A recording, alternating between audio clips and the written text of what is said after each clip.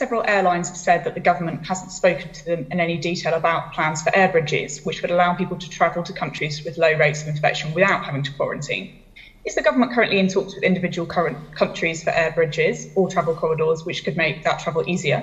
If so, how are those talks progressing, and have any countries declined to work with us so far? Thanks very much. I mean, as Transport Secretary, of course, I spend a lot of time speaking to the whole of the aviation sector, amongst many others, and including on issues to do with things like the quarantine, which is the basis of the reason why air bridges would be interesting at all. And first of all, just on the quarantine, I mean, I think most Brits understand that we've sacrificed a lot. We've stayed at home. We've been fighting this virus, getting the R number below 1. What we don't want to do is end up sort of essentially re-importing it, either by people coming here or Brits going abroad and coming back. So I think the idea of quarantine is the right thing to be doing, and I note that it has broad public support. But you're absolutely right. We've always said it would come in as a blanket thing initially, and that's what happened, and that we would look at whether it would be safe to, for example, open up what you call air bridges, might better be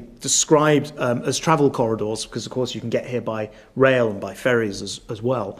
And that's something that we're actively working on. The first review of this takes place on the 29th of June, so I'm sorry to disappoint you about which countries we're speaking to and all the rest of it. We will need to wait. At the moment, it is a blanket situation, but we're of course talking to airlines who are part of the specialist working groups on this, and talking to airports, and indeed we'll talk to other countries about it. But the basic principle should be that we must make sure that we don't end up in a second wave situation, which rather leads into your second question. People would expect us not to do that and to take every precaution against it, and we will only open up air bridges where it is safe to do so, and there'll be more on that at the review period, which is the 29th of June.